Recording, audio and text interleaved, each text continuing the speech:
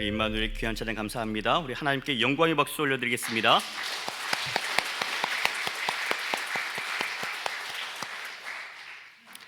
할렐루야. 오늘 이 시간에는 믿음이 작은 자를 위해 오신 예수님이라는 제목으로 말씀의 은혜를 나누겠습니다. 예수님께서 말씀을 전하시고 그리고 병자를 고치실 때마다 예수님에 관한 소문이 여기저기 급속도로 퍼져나갔습니다. 그러면서 수많은 사람이 예수님을 따르기 시작했죠. 마태는 이때 예수님을 따랐던 사람들을 두 부류로 구분을 합니다. 무리와 제자들, 이렇게 구분을 하고 있어요. 무리는 예수님을 통해 뭔가를 얻기 위해서 찾아온 사람들을 가리켰습니다. 예수님께서 행하시는 기적을 자기 눈으로 직접 확인하고 싶어서 왔던 사람들이죠. 이 사람들은 자기가 원한 바를 이루고 나면 언제든지 예수님을 떠날 수 있는 그런 사람들이었습니다. 이에 비해 제자는 어떻습니까? 예수님의 뜻을 알고 예수님의 뜻대로 행하고 끝까지 예수님과 동행하는 자, 예수님의 뜻을 이루어내는 사람이 예수님의 제자인 거죠.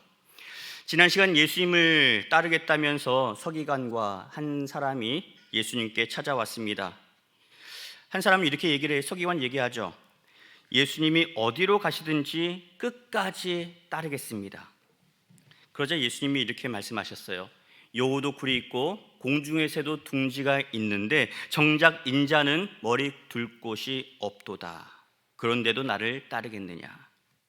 또 한 사람은 아버지를 장사하고 나서 예수님을 따라가도 되겠습니까? 이렇게 말씀하시죠. 죽은 자들로 하여금 죽은 자를 장사하게 하고 너희는 나를 따르라. 자기 유익을 위해서 따르는 사람은 예수님의 제자가 될 수 없습니다. 이것저것 다 자로 재고서 예수님을 따르겠다는 사람은 예수님을 따를 수 없다는 그런 말씀이었죠. 바라기는 오늘 말씀을 통해서 여러분 모두가 우리의 필요를 위해서 예수님을 따라가는 것이 아니라 예수님의 참 제자가 되어서 온 마음과 정성을 다해 하나님의 뜻을 아름답게 펼쳐낼 수 있는 우리 동부교회 모든 성도님들 될 수 있기를 예수 그리스도의 이름으로 축원합니다. 오늘 말씀해 보시면 예수님이 배에 오르시는 대목으로 시작합니다. 예수님이 배에 오르시니까 따르던 제자들이 예수님을 따라서 배에 올라탔죠. 예수님께서 배에 오르시게 되었던 과정이 18절에 나와 있습니다. 이렇게 말씀하죠. 예수께서 무리가 자기를 애워싸는 것을 보시고 건너편으로 가기를 명하시니라. 여기 무리라는 사람들이 나와요. 예수님을 통해서 뭔가를 얻고자 하는 사람들이 예수님 주변에 몰려들었습니다. 그러다 보니까 예수님께서 여기 있을 게 아니라 다른 데 가야 되겠구나 하신 거예요. 아마 사람들은 예수님을 따라오면서 이런 생각도 했을 것 같아요. 예수님, 피곤하시겠지만 그래도 사람들이 몰려왔을 때 저들의 마음을 사셔야 하지 않겠습니까? 지금이 바로 저들의 마음을 붙잡을 수 있는 절호의 기회입니다. 근데 예수님은 사람들이 몰려올 때마다 사람들이 자신을 왕으로 추대하려고 하는 그런 움직임이 있을 때마다 그 자리를 피하셨습니다. 오늘도 그러한 이유로 자리를 옮기시고 계시죠. 마가복음에 보시면 오늘 예수님께서 말씀하셨을 때가 언제인지를 가르쳐 줍니다. 그날 저물 때라고 나와 있어요. 날이 저물 때. 갈릴리 바다를 삶의 터전으로 일삼고 사는 사람들은 다 알고 있었습니다. 밤이 되면 갈릴리 바다에 돌풍이 자주 일어난다는 것을. 그래서 이때는 좀처럼 출항하지 않습니다. 위험하니까 그런 거죠. 예수님도 이 점을 모르신 게 아니었어요. 그럼에도 불구하고 이 밤에 배에 오르셨습니다. 나를 따르기 위해서는 어떠한 믿음이 필요한지를 가르쳐 주기 위해서죠. 사람들도 이 밤에 배에 오르는 것이 위험하다는 것을 알았지만 예수님을 따라 나섰습니다. 왜요? 예수님의 제자가 되고 싶은 마음이 있었던 거죠. 자, 그러는 가운데 24절 보실까요? 바다에 큰 놀이 일어나 배가 물결에 덮이게 되었으되 예수께서는 주무시는지라.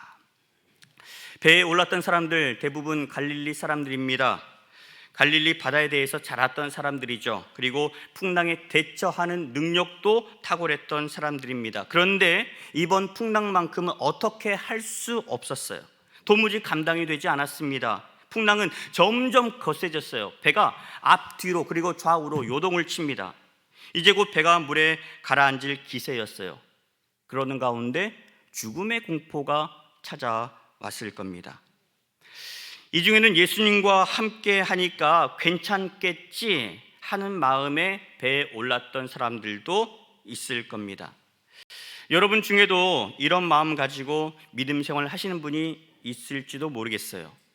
예수 믿으면 모든 일이 잘 될 거라고, 예수 믿으면 어려운 일이 알아서 척척 피해갈 것이라고, 늘 좋은 일만 있을 거라고, 승승장구할 거라는 생각을 가지고 믿음 생활을 하시는 분들이 있을지 모르겠습니다.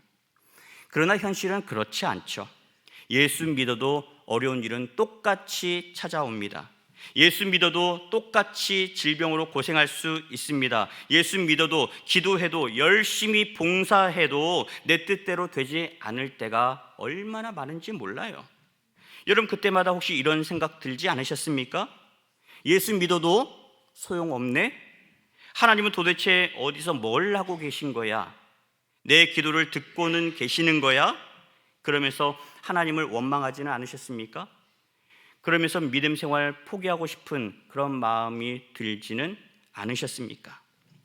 예수님은 오늘 이렇게 연약한 사람들을 굳게 세우기 위해서 오늘 말씀을 주셨고, 예수님을 따르겠다는 자들의 믿음을 키워주기 위해서 저들을 풍랑 속으로 인도하고 계시는 거죠.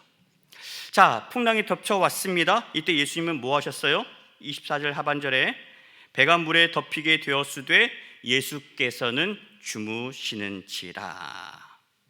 여러분 파도가 이렇게 정신없이 사납게 몰아쳐 옵니다. 이런 가운데 잠이 오겠습니까? 여기저기서 물이 들이치고 있습니다. 배는 앞뒤 좌우로 요동칩니다. 사람들은 죽게 되었다고 그렇게 소리치고 있습니다. 그런 가운데 예수님께서 주무시고 계셨어요.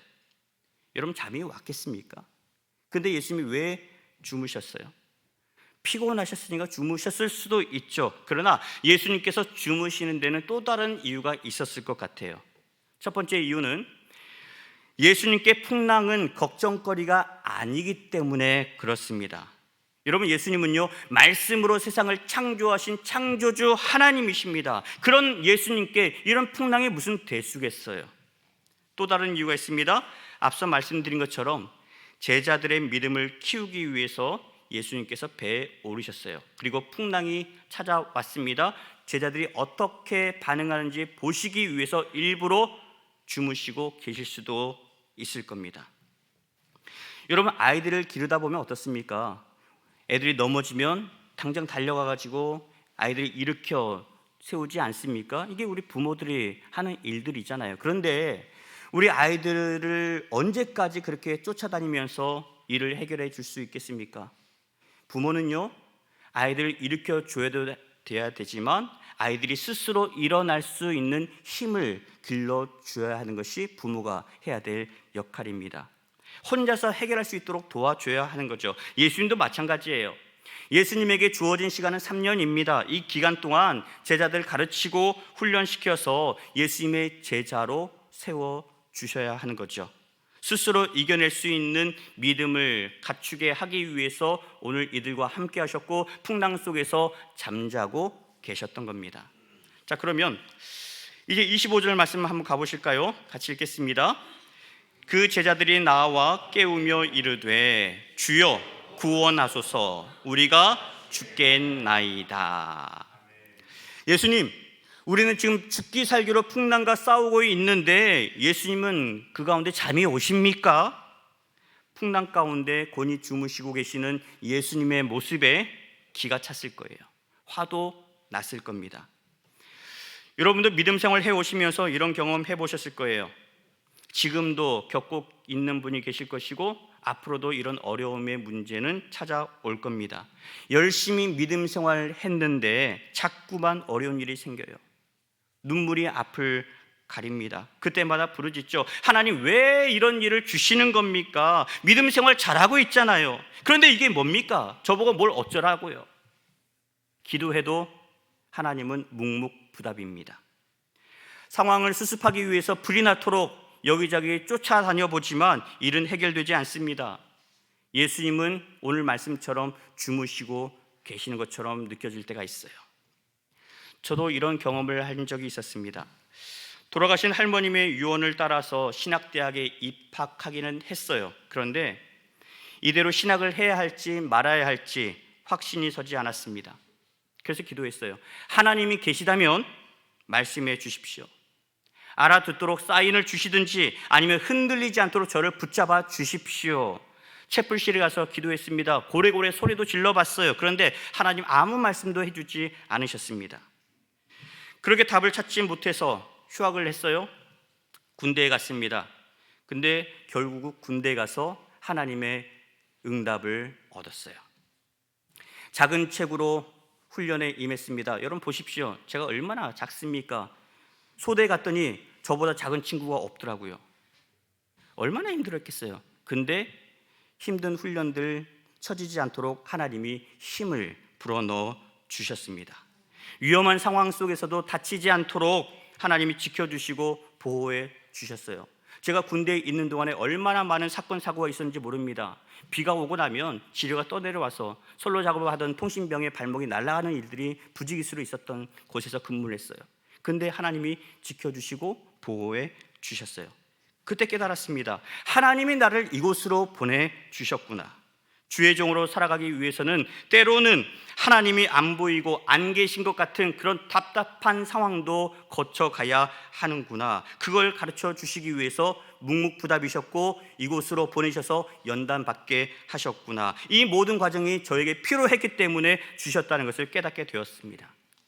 저는 이 과정들을 경험한 다음에라야 믿음이 단단해지는 것을 알게 되었어요. 힘들고 괴로운 일이 생길 때마다 이제는 그때마다 하나님을 찾게 되었고요, 하나님께서 도우고 계시는 것을 느끼게 되었습니다. 그래서 믿음 생활 이어갈 수 있었던 것이고 오늘도 이 자리에 서서 여러분에게 말씀을 전할 수 있게 된 것 아니겠습니까? 사랑하는 여러분, 어려운 일은요 언제든지 찾아올 수 있습니다. 누구에게든지 찾아올 수 있습니다. 감당하기 어려운 풍랑도 찾아올 수 있습니다. 죽음의 공포를 경험할 수도 있습니다. 바로 그때 오늘 말씀을 여러분 떠올릴 수 있길 바랍니다. 예수님께서 늘 그 순간 여러분과 함께 계시다는 것을 여러분 꼭 기억하십시오. 여러분과 함께 하시면서 이겨낼 수 있는 힘과 지혜를 주시는 분이 계십니다. 그 예수님이 우리와 함께 하시고 성령을 통해서 우리에게 힘을 공급해 주고 계시는 거예요. 여러분 오늘 이 말씀을 통해서 어려운 상황에 설 때마다 이제는 낙심치 않고 예수님을 바라보면서 믿음으로 승리할 수 있는 저와 여러분 될 수 있기를 주님의 이름으로 축원합니다. 말씀으로 돌아갑니다. 제자들이 예수님을 흔들어 깨우면서 어떤 말을 했는지 보겠습니다. 25절 하반절이에요. 주여 구원하소서, 우리가 죽겠나이다. 여러분 이게 지금 제자들의 믿음의 수준입니다. 어려운 상황 앞에서 어떤 말을 하는지를 보면 그 사람의 믿음의 수준을 가늠해 볼 수 있어요. 정확하게 판단을 할 수 없습니다. 그러나 짐작해 볼 수는 있습니다. 어떤 분은요 아무리 힘들어도 그 입에서 감사가 터져 나오더라고요. 그 입술에서 감사의 언어가 떠나지 않습니다. 정말 괴로워요. 근데도 하나님 감사합니다. 하나님 고맙습니다. 하나님 사랑합니다. 하나님 저 행복해요. 근데 주변에서 볼 때는 무슨 행복할 일이 뭐가 있어요? 근데 그분은 고백합니다. 하나님 덕분에 감사해요. 고맙습니다. 저 행복해요. 예수님만으로 충분합니다. 그런데 오늘 제자들은 예수님이 곁에 계시는데도 불구하고 죽겠나이다 라고 얘기해요. 죽겠나이다. 여러분 어디서부터 문제가 시작됐을까요? 오늘 말씀의 순서를 되짚어 보실까요? 제자들은요 예수님을 따라 나설 때부터 예수님을 주님으로 고백했던 사람들입니다. 예수님을 우리 인생의 주인으로, 우리를 구원해 주실 주님으로 시인한 거예요.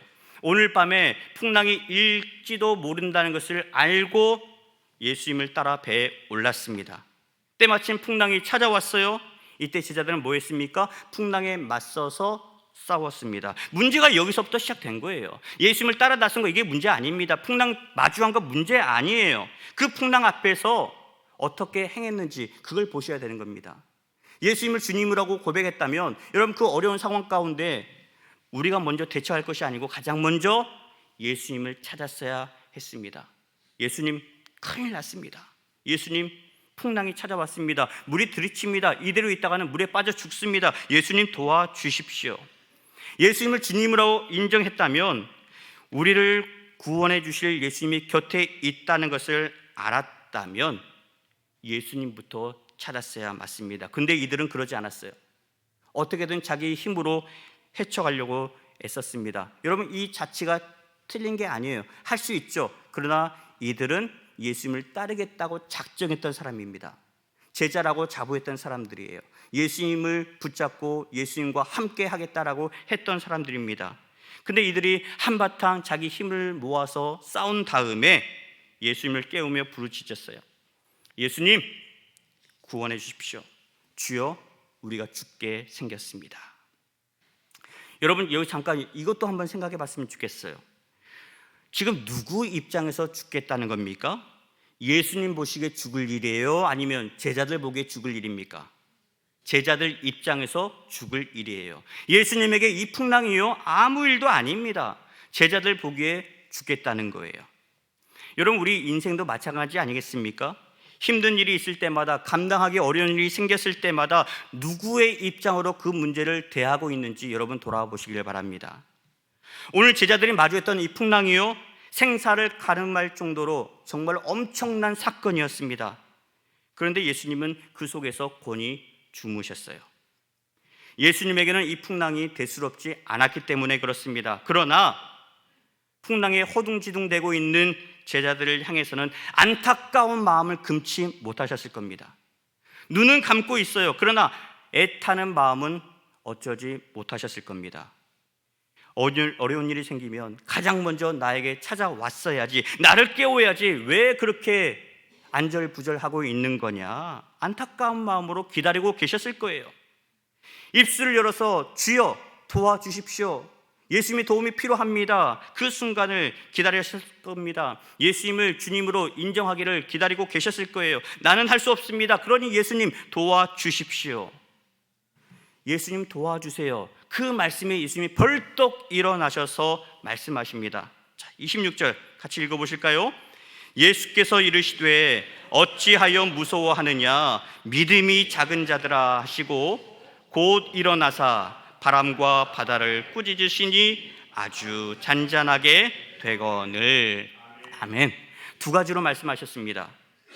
하나는 제자들 향해서 어째서 무서워하고 있느냐, 믿음이 작은 자들아. 다른 하나는 바람과 바다를 향해서 꾸짖으셨습니다. 잠잠하라. 너희가 나를 주로 고백하고 따라 나선 길 아니었냐? 너희를 구원할 자가 여기 있는데 왜 그렇게 두려워하고 있느냐? 왜 풍랑만 바라보고 있느냐? 믿음이 적은 자들아. 예수님은 앞서서 이방인 백부장에게 이렇게 말씀하셨습니다. 이스라엘 중에서 이만한 믿음을 본 적이 없다. 뭐라고 얘기했길래 그랬습니까?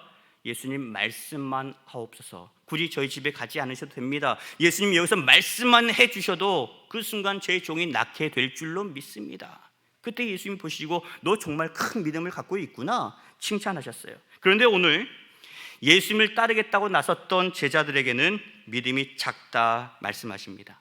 다른 사람도 아니에요. 제자들입니다. 제자들은 그동안 예수님께서 하셨던 일들을 경험했던 사람들입니다.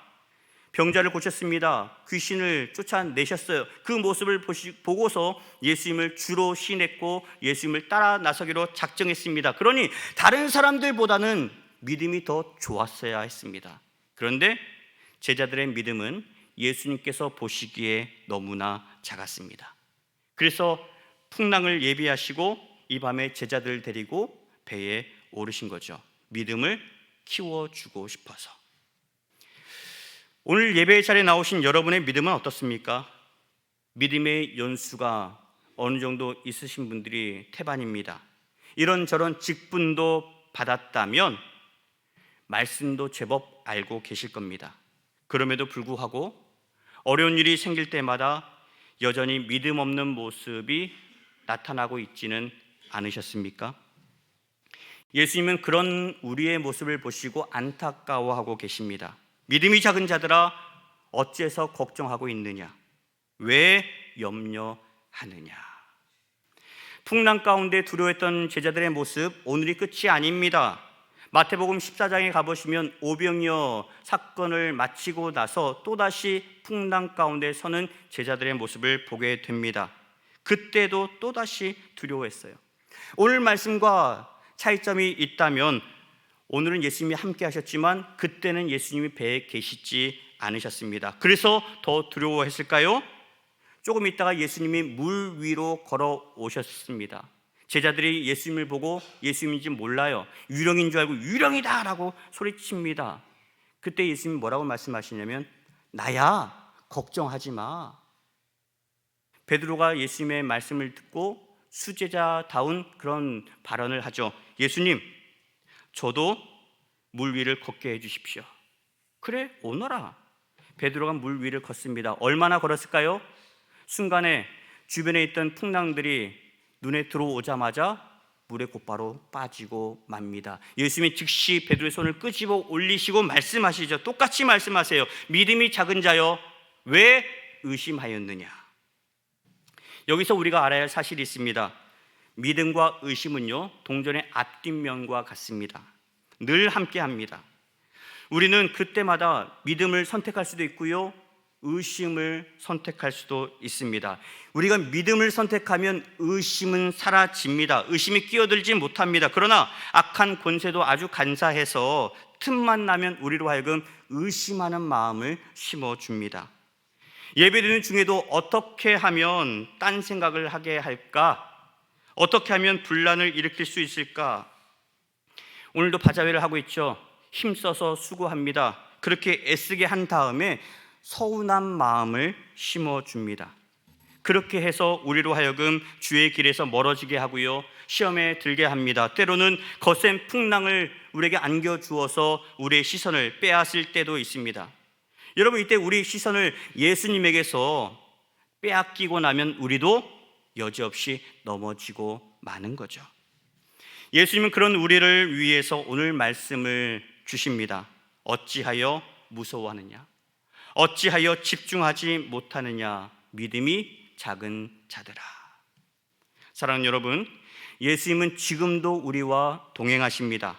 함께 하십니다. 우리 예배 때마다 늘 고백하지 않습니까? 예수님과 함께하는 행복한 동행, 우리가 늘 선포하고 외치고 있습니다. 그런데도 악한 권세는 우리의 마음과 생각을 빼앗으려고 애씁니다. 여러분, 그러나 우리 주님 역시 우리와 함께 하십니다. 빼앗기지 않도록, 예수님께 집중하도록 우리와 동행해 주고 계시다는 사실을 꼭 기억하십시오. 그러면서 당부하십니다. 두려워할 수는 있지만 두려운 마음이 믿음을 집어삼키지 않도록 깨어 기도하거라. 두려워하지 말아라. 내가 너와 함께 함이라. 내가 너희를 도와주리라. 그렇습니다. 성령께서 우리와 함께 하시며 우리를 지키시고 도와주고 계십니다. 그리고 여러분 주변에는 믿음의 동역자들이 있습니다. 부족하지만 주의 종이 새벽마다 여러분들을 위해서 기억하며 부르짖고 있습니다. 뿐만 아닙니다. 여러분 주변에 믿음의 일꾼들이 함께 있습니다. 함께 여러분들이 아파할 때마다 위로할 것이고요, 기도하고 있습니다. 우리는 혼자가 아니에요. 주님이 함께 계시고 기도의 일꾼들이, 동역자들이 함께 하고 있습니다. 여러분, 오늘 말씀의 결론 어떻게 결말 나는지 아십니까? 예수님께서 바람과 바다를 꾸짖으시자 잔잔해지죠. 자, 그때 어떻게 일이 일어나는지 27절 같이 한번 읽어보겠습니다. 그 사람들이 놀랍게 여겨 이르되 이가 어떠한 사람이기에 바람과 바다도 순종하는가 하더라. 아멘. 여러분, 예수님은요, 끊임없이 자기가 누구인지를 보여주고 계십니다. 말씀을 통해서 알려주고 계시죠. 병자를 고치시면서 알려주고 계십니다. 귀신을 쫓아내면서 알려주십니다. 오늘 말씀을 통해서, 풍랑을 통해서 잔잔케 하시면서 사람들로 하여금 고백하게 하시는 거예요. 이 사람이 과연 누구이길래 풍랑까지도 잔잔해지는가? 예수님이 누구예요? 하나님의 아들 아니십니까? 말씀으로 세상을 창조하신 창조주 아니십니까? 그 하나님께서, 그 창조주께서 오늘도 풍랑 가운데 찾아가셔서 말씀하십니다. 두려움 가운데 있는 사람들에게 말씀하십니다. 두려워하지 말아라. 나니 안심하라. 믿음으로 주를 바라보라고 말씀합니다. 예수님을 따르겠다고 나섰지만 이들에게는 아직 믿음이 연약했습니다. 오늘 우리도 주님을 따라 나서겠다고 오늘 예배 자리에 나오지 않으셨습니까? 그러나 우리 역시 연약합니다. 풍랑이 찾아오면 우리 역시 시선을 빼앗길 때가 너무나 많습니다. 그런 우리에게 말씀하세요. 걱정하지 마. 내가 너와 함께 있잖니? 지금은 넘어졌지만 괜찮아. 나를 바라보면 돼. 다시 일어서면 돼. 내가 도와줄 거야. 내 손만 붙잡으면 돼.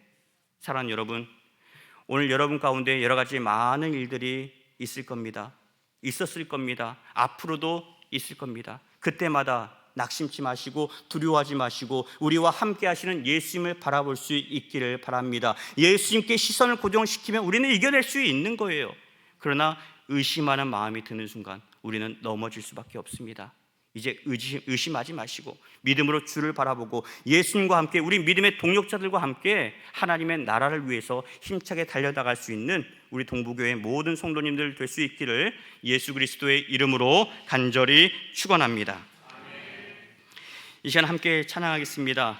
주 품에 품으소서. 거친 파도가 우리를 에워쌀지라도 주와 함께 일어서겠습니다. 예수님 의지하며 살아가겠습니다. 함께 결단하며 찬양하겠습니다.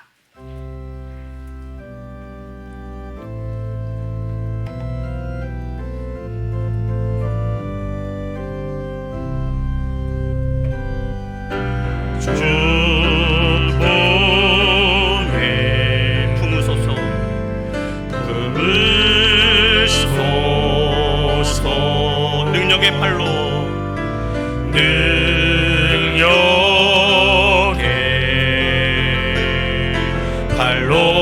덮으소서. 거친 파도 날 향해 와도 주와 함께 날아오리리. 복층 가운데 나의 영혼 잠잠하게 주를 보리라. 이란 찬양하겠습니다. 주님 안에, 주님 안에 나 거하리, 나 거하리.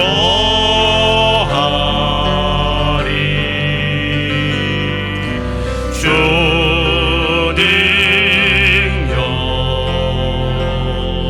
나 잠잠히 믿네. 거친 파도 날 향해 와도 주와 함께 날아오리리.